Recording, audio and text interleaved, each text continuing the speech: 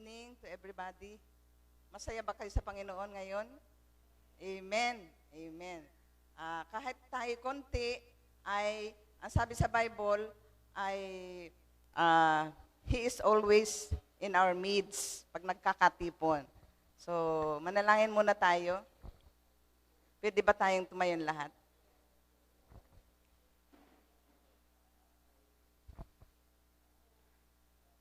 Ama namin Diyos, nagpupuri po kami sa hapong ito dahil, sa gabing ito dahil dinala mo pong muli kami dito para magpuri at mag-aral na yung mga salita. Maraming salamat po na ikaw ay kasama namin. Maraming pong salamat dahil patuloy mo po kaming tinuturuan, Panginoon. Pagpalain mo po ang simpleng mensahe ngayong gabi at kahit simple po ito, Panginoon, ay alam po namin na ito'y mahalaga. At tulungan po ninyo na ito ay maipamuhay namin. Panginoon, pagpalain mo po ang bawat isa sa aming pag-aaral. Pagpalain mo rin po, Panginoon, ang iyong mga anak na wala pa rito. Sana po'y makarating sila na malulhati. Purihin ka, O Panginoon, sinasamba ka po namin sa gabing ito dahil ikaw po na Diyos na aming pag-uusapan ngayong gabi ay Diyos na makapangyarihan sa lahat at Diyos na buhay. Kaya tanggapin po ninyo ang aming parangal, papuri, pag-glorify sa inyong pangalan, Panginoon, ngayong gabi. Ito pong aming dalangin, sa pangalan po namin, Panginoong Jesus. Amen. Amen. Thank you, Lord.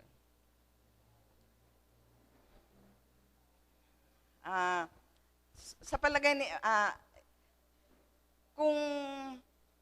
ganito, ano kaya sa palagay ninyo ang naiisip o damdamin ng mga tao na yung nahatulan ng bitay, natulan siya ng bitay o death penalty, ano kaya sa palagay niyo ang nararamdaman nila?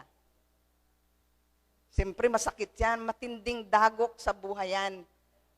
Hindi lang sila yung isasalang sa death penalty, kundi yung mga magulang, mga kapatid, mga kamag-anak, napakasakit niyan. Napakasakit, matindi. Siguro tatanungin nila, paano ko kaya ito haharapin? Paano ko kaya ito madadala? Saan kaya ako huhugot ng lakas? Siguro sasabihin ng mga kamag-anak o mismo yung ibibitayin. Alam ba ninyo mga kapatid na ang Panginoong Jesus ay nakaranas din ng ganito kabigat, katindi na krisis sa kanyang buhay? Nakaranas din siya niyan. Mabuti pa yung silya elektrika, pag swinits mo yung kuryente, patay na kaagad yung tao na naghihirap ang damdamin. Pero yung ginawa sa Panginoong Jesus ay hindi. Unti-unti siyang pinapahirapan at unti-unti siyang pinapatay. Mas mahirap yun. Mas mahirap. Pero, siyempre, mas mahirap yun doon sa mga nahatulan dahil ang kaluluwa nila, bagamat tapos na ang paghirap nila ng katawan, pero ang kanilang kaluluwa ay magdurusa ng walang hanggan. Yan ang masakit doon. Masakit doon. Kaya, ngayong gabi, ang pag-uusapan natin ang topic natin ay, anong topic natin? Finding the strength to obey God. Tingnan natin yung ating verse, yung text natin. Basahin natin, sabay-sabay siguro ito, para may participation din kayo, para hindi kayo makatulog. Basahin natin sabay-sabay sa Tagalog. Ready? Begin. Pumunta si Jesus at ang mga tagasunod niya sa lugar na kung tawagin ay Getsemani. Pagdating nila doon, sinabi niya sa kanila, "Maupo muna kayo rito. Pupunta ako sa banda roon upang manalangin." Isinama niya si Pedro at ang dalawang anak ni Zebedee. Nabagabag at naghinagpis ng lubos si Jesus. Verse 38, at sinabi niya, "Parang ako'y mamamatay sa lungkot. Dito lang kayo at samahan ninyo akong magpuyat." 39. Lumayo siya ng kaunti at lumuhod sa lupa at nanalangin. "Ama ko, kung maari, ilayo niyo sana sa akin ang mga paghihirap na darating. Ngunit hindi ang kalooban ko ang masunod, kundi ang kalooban niyo." Okay? Ito ang ating text. Ngayon, yung mga katanungan natin, siguro, sa tanongin niyo, paano ito naharap ng Panginoong Yesus? Saan siya humugot ng lakas? Saan siya humugot ng ng courage para batahin niya, para harapin niya itong napakabigat na dadanasin niya. Alam ba ninyo mga kapatid na ang dadanasin ni Kristo ay hindi basta-basta. Grabing matinding physical pain. Para yung message natin parang pangmahal na araw, pero hindi. Ito ay sa lahat ng panahon. Ang dadanasin niya matinding physical pain. Kaya, ang tanong natin dito, why Jesus struggled in prayer? Ayon sa ating text, why Jesus struggled in prayer? Bakit gano'n na lang siya nagpunyagi o naghirap sa panalangin? Ano yung reason niya? Grabe yung pagdurusan niya sa panalangin. Tingnan natin kung anong reason. Number 1, Jesus struggled in prayer because of his unspeakable grief. Because of his unspeakable grief. Grabe matindi yung paghihirap niya. Matindi yung panglulumon niya. Sino ba naman ang hindi malulungkot nun? Kinabukasan.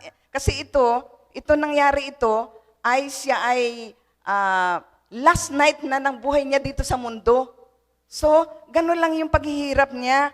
Kaya, yung grief niya, yung sorrow niya, ay hindi maipaliwanag. Hindi niya maibulalas, unspeakable grief.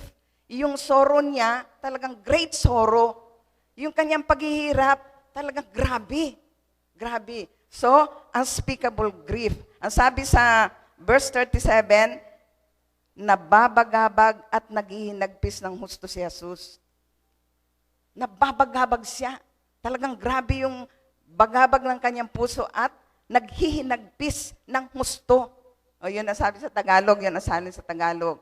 Sabi naman sa 38, para akong mamamatay sa lungkot. Tinatalakay natin why Jesus struggled in the Garden of Gethsemane. Sa kanyang pananalangin, bakit siya nag-struggle na maray? Ang una nga, unspeakable grief, at para akong mamamatay sa lungkot. Sabi niya, para akong mamamatay sa lungkot.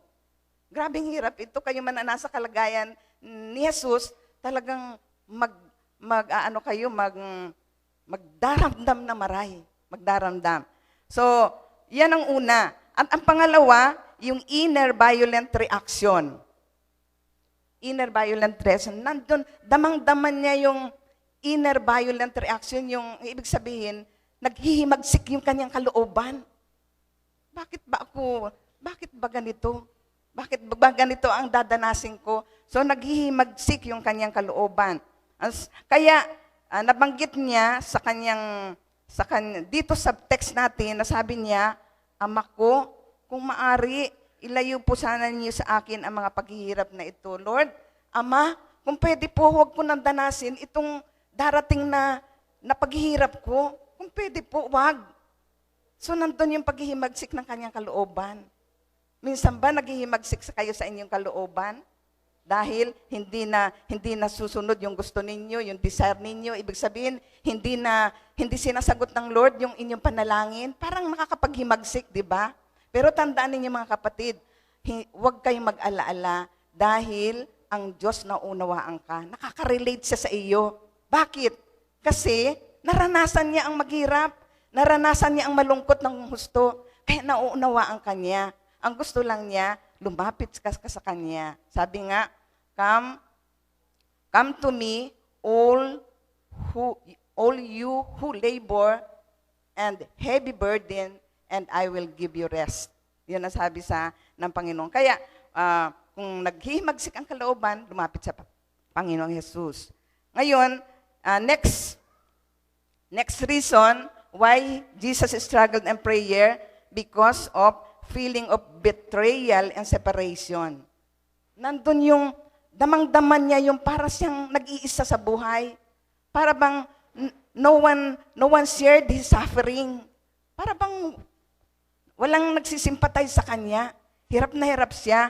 Kasi ang sabi dito sa verse 46, narito na ang taong magtatraidor sa akin.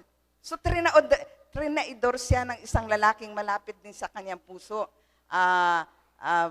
Alagad niya, trinaidor siya. Narito na ang taong magtatraidor sa akin. Verse, verse 46, ang sabi dito, sino yung nag-traidor na yun? Si Judas. Dito naman sa verse 46, sabi dito, Diyos ko, bakit mo ako pinabayaan? Dahil sa nandun yung feeling niya na parang nilayuan na siya ng Diyos Ama. Bakit parang pinabayaan na siya? So, nabanggit tuloy niya ito, Diyos ko, bakit mo ako pinabayaan? Dito naman sa verse 41, ang sabi dito, ito naman, yung kanyang mga alagad, sabi niya, hindi ba kayo makapagpuyat na kasama ko kahit isang oras lang? Hindi ba ninyo man lang, hindi ba man lang ninyo ako samahan sa prayer ko? Alam naman ninyo yung dinadala ko. Alam naman ninyo yung hirap ng kalooban ko. Bakit hindi man lang kahit isang oras lang, samahan ninyo ako? Pero anong ginagawa ng kanyang mga alagad? Ayun, tulog na tulog. Ang sarap ng pagkakatulog nila. So, nandun yung feeling of separation and rejection o betrayal sa kanyang puso. Kaya, nag-struggle siya sa prayer. Nakakaramdam ba kayo ng parang iniwang kayo sa ere? Hindi kayo pinapansin? Hindi kayo tinutulungan? Hindi man lang nakiramay sa iyo? Dead man lang ikaw sa kanila? Huwag kang mag-alaala. Ang Panginoon, nandyan, nakaka-relate siya sa iyo. Nauunawaan kanya, mahal na mahal kanya. Mahal na mahal. Kasi, ito ay naranasan niya sa kanyang buhay. Mas mabigat pa. So, hindi tayo dapat mawala ng pag-asa na, para akong iniwan. Hindi po. Hindi. Nandyan siya. Tahimik lang siya. Tahimik lang siya, pero mahal na mahal kanya. And, sabi dito sa 60, marami ang sumaksis sa kanya ng kasinungalingan. Ang dami. Parang everybody, siguro inisip na parang ang lahat ng tao against sa akin. Parang ang mundo, lahat against sa akin. So sabi niya, marami ang sumaksi ng kasinungalingan sa kanya. At si Pedro naman, ang sabi ni Pedro, hindi ko kilala ang taong yan. Kasi ang Panginoong Jesus, nung siya ay dakpin at ipapako na sa krus nung araw na yon, ay nagtakbuhan yung kanyang mga alagad. Nagtakbuhan, natakot sila kasi baka sila'y hulihin din. So nagtakbuhan sila. Merong isang babae na nakita si Pedro. Sabi kay Pedro, sabi niya, di ba kasamahan mo yung tao na yan? Di ba kasamahan mo yung Jesus na yan? Ano sabi ni Pedro? Masakit yun. Masakit yun. Sabi niya, hindi ko kilala yung taong yan. Hindi ko kilala yung taong yan. I don't know him. Sabi niya. So masakit. Betrayal. Nandun yung separation. Betrayal and separation. Feeling of betrayal and separation. Masakit. So, yan ang dahilan kung bakit siya ay nag-struggle sa prayer. Ano naman, tingnan naman natin, ano naman yung response ng Diyos Ama sa panalangin ni Jesus? What was God's response to Jesus' prayer? Ano ba ang sagot? Di ba nag-pray siya? Panginoon, kung pwede po, wag ko na pong danasin itong paghihirap na ito kasi matindi. Ano kaya ang sagot ni Lord? Ano kaya ang sagot ng Ama? Ang sagot ng Ama ay, there was none. Wala. Walang sagot. Hindi inalis ni Lord, hindi inalis ng Diyos Ama yung haharapin niyang paghihirap o kaya binawasan man lang, yung medyo magaan-gaan naman, pero hindi. There was none. Walang sagot. So, minsan, walang sagot ang Diyos sa ating panalangin. Kasi, meron siyang mas magandang plano na mas makakabuti sa atin. Ay kung tinugunan ng Diyos yung prayer ni Jesus na huwag maghirap doon sa krus ng Kalbaryo, meron ba tayong tagapagligtas? Wala. Meron bang pwedeng magpatawad sa iyong mga kasalanan? Wala. Wala. So hindi niya tinugon. So kung minsan hindi niya tinutugon ng ating prayer dahil meron siyang mas magandang plano sa iyo na hindi mo naiisip ngayon. And next, the heaven is silent. Tahimik ang Diyos. Tahimik ang langit. Bakit siya tahimik? Kasi wala namang ibang qualified na mag-justify ng ating kasalanan. Walang iba. Walang ibang pwedeng substitute para magdusa sa ating kasalanan, kundi siya lang. So, the heaven is silent. Walang tugon. Minsan, ang Diyos tahimik sa ating mga prayer. Bakit? Bakit kaya? Kasi maybe He's teaching you a lesson you've never learned before. Siyempre, ikinokorek ka. He is teaching you to become patient, become humble, become faithful, become more committed to Him. Minsan ganyan, sinusubok ka. May itinuturo sa iyo si Lord, kaya hindi dapat maghinanakit. Ngayon, bilisan natin, last point, where did Jesus find the strength to obey God? Walang sagot eh. Walang sagot. Saan kaya kumuha ng strength si Jesus? Saan kaya humugot siya ng lakas? Saan kaya kumuha siya ng courage na harapin yung matinding pagsubok na yun? Grabe. Hindi niya kaya yun kung sa sarili niya. Kasi tandaan natin, mga kapatid, na si Jesus nung panahon na yun, nasa katawang lupa. Katulad din natin na nasasaktan, pwedeng masugatan, nagugutom, nauuhaw. Kaya katulad natin, nahihirapan. Kulang na lang siguro sa kanyang sumigaw. Pero saan siya kumuha ng lakas? Saan siya kumuha ng strength para masunod niya to obey His Father? Saan siya kumuha ng strength? Saan siya kumuha ng lakas? Una, kasi kung kay Jesus, hindi niya kakayanin yan. Pero, dito siya humugot ng strength.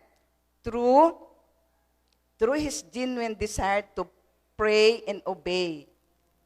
So, dito siya humugot. Kaya nung last night niya dito sa lupa, hindi siya natulog, kundi siya ay nagpray, magdamag.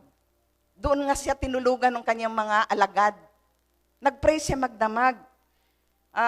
Sabi ni Jesus sa mga alagad, Jesus said, "Watch and pray. The spirit is willing, but the flesh is weak." So hindi niya kaya, kaya sabi niya mag-pray para hindi tayo madala ng tukso. Baka kung hindi mag-pray, baka si Jesus, kung hindi siguro nag-pray si Jesus, baka siya nag-give up. Ay, ayaw ko na, Lord, hindi ako susunod. Hindi ko na susundin itong mission ko na tubusin ang kasalanan ng mundo. Siguro kung hindi siya nag-pray, possible yun. Talagang grabe yung prayer niya, matindi. Paano madidevelop yung genuine desire to pray? Pero gusto ko ring bigyan ng diin na hindi lang si Jesus prayerful. Hindi lang siya nagsikap talaga mag-pray. Nandun yung genuine desire niya to pray, but also to obey. Hindi lang siya basta nanalangin, ang sabi niya, ngunit hindi ang kalooban ko ang masunod, kundi ang kalooban mo.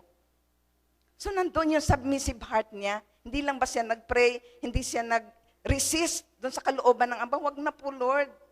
Wag na po. Hindi siya nag-resist, kundi nandun pa rin, Lord. Not my will, but yours be done. Sabi niya, Lord, gawin po ninyo yung kalooban niyo. So, yun ang hinugutan niya ng lakas, prayer and obedience. Kasi kung hindi ka susunod, lalo ka manghihina. Saan ka hugot ng lakas kung ika-rebelde sa Panginoon? Wala. So, ang pinagkunan ni Jesus, una sa lahat, yung kanyang genuine desire to pray.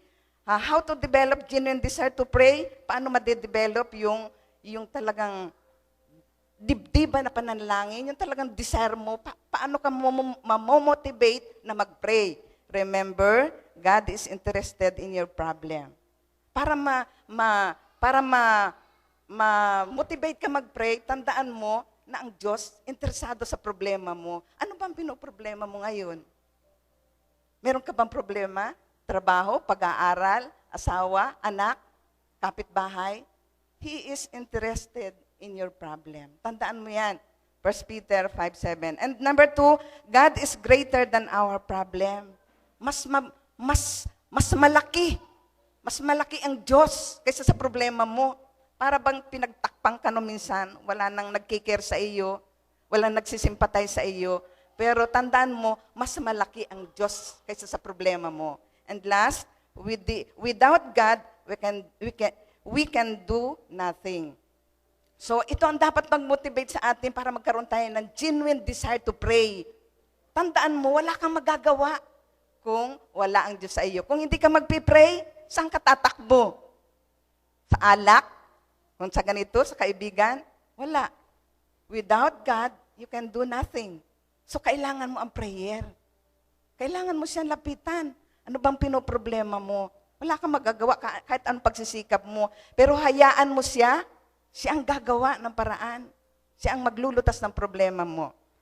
And number 2, ang una, nandun yung genuine desire to pray ng Panginoong Jesus. Kaya nagtagumpay siya.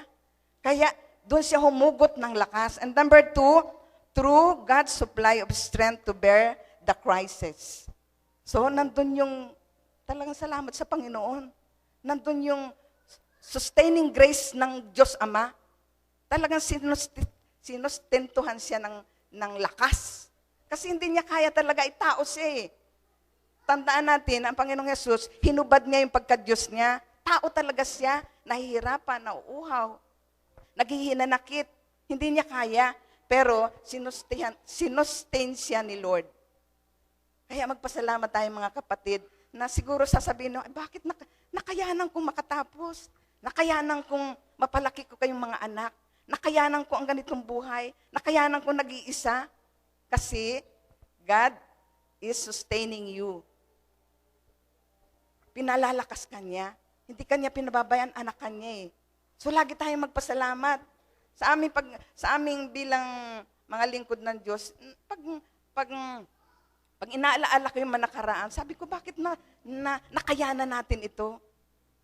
Nagtataka rin kami sa aming sarili, bakit nakayanan natin ito? Hindi, kung sa sarili namin, hindi namin kaya. Pero, nandun si Lord, yung God supply, through God's supply of strength to bear the crisis. Sabi ng Bible, I can do all things through Him who gives me strength. Philippians 4:13. So, kaya mo yan. Go, go, go, go. Kaya mo yan. Kung minsan gusto natin mag-give up sa hirap, pero hindi. Sabi ng Panginoon, I will be with you. I will never forsake you. I will never leave you nor forsake you. So, nandyan siya. So, through God supplies strength to bear the crisis. And last point dito sa how to develop genuine,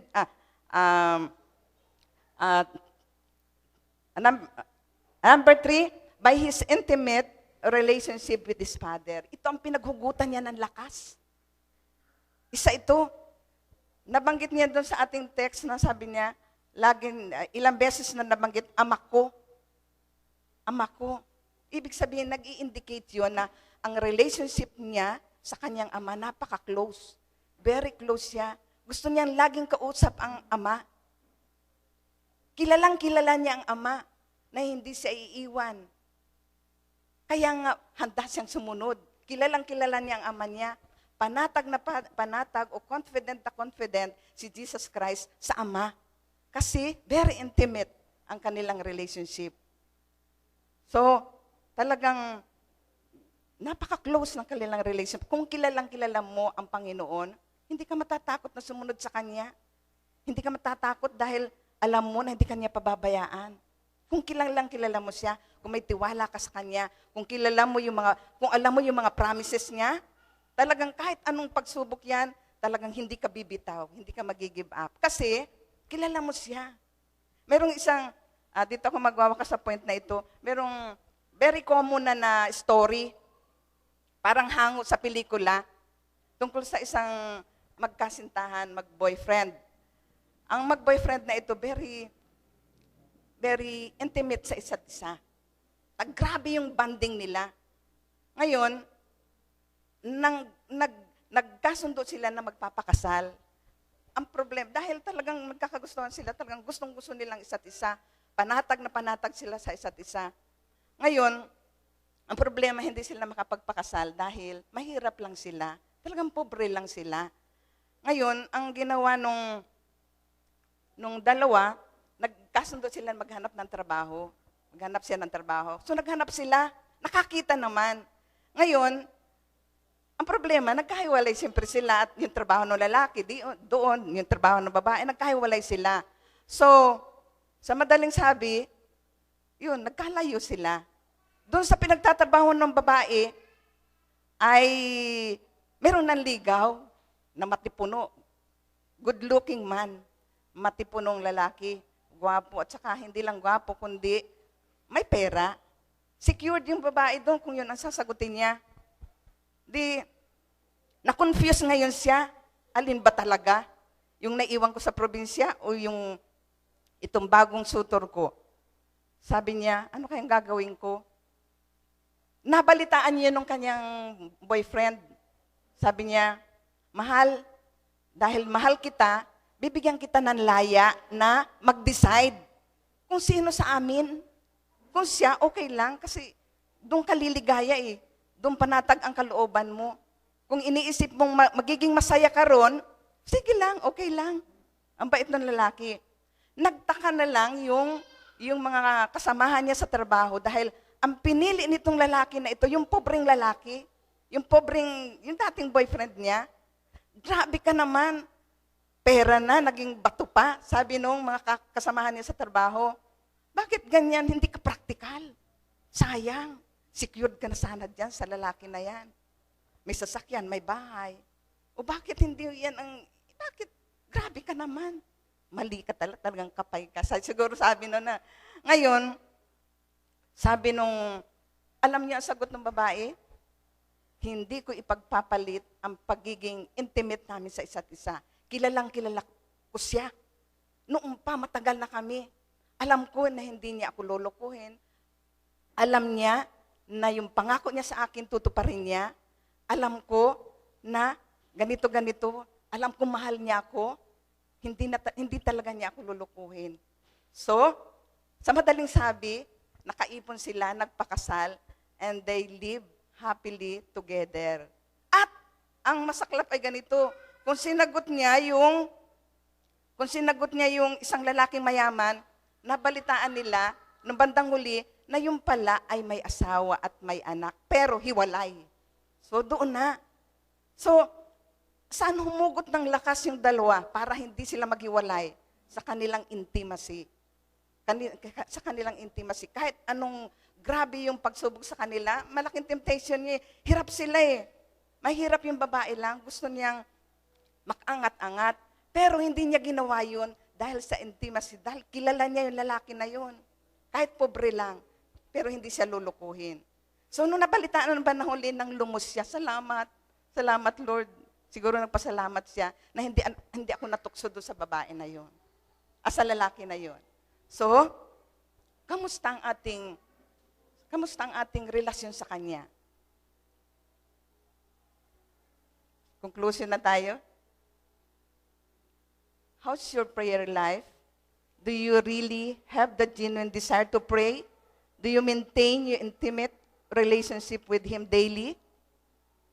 How often we fail to pray about a particular situation until they are faced with crisis? Huwag na nating hintayin na dumating pa ang malaking crisis sa ating buhay bago tayo magkaroon ng genuine desire to pray. Tamad tayo mag-pray eh. Minsan ako ganyan natatamad sa dami ng trabaho, iniisip, natatamad. Pero wag na nating hintayin ang krisis sa ating buhay. Pag may problema na, Lord, patawad, Lord, lapit na. So wag na nating hintayin yun. If your relationship with God is so intimate, you will be excited to commune with Him. Remember, obedience to God's word, dependence upon prayer, and the strength to obey in the hour of testing, because God is the source of strength. Gusto kong ulitin ito. Obedience to God's word, dependence upon prayer, God's word, obedience, kung ikaw ay masunurin, dependence upon prayer, and the intimate and an intimate relationship with God gives us the strength to obey in the hour of testing, because God is the source of strength.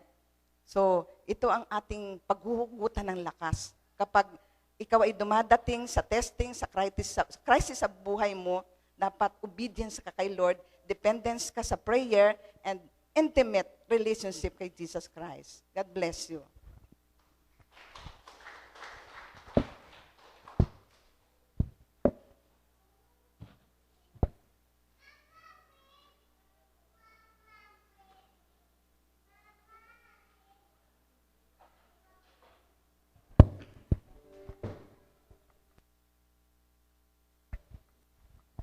Sige po, tayo po ay tumayo para sa ating response song.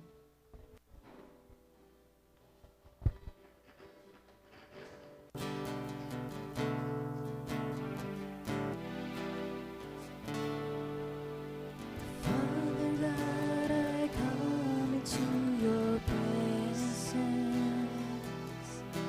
With all my heart I come to sing your praises. I want to feel your embrace, your love and your grace. With a passion in my heart, I desire to seek your face.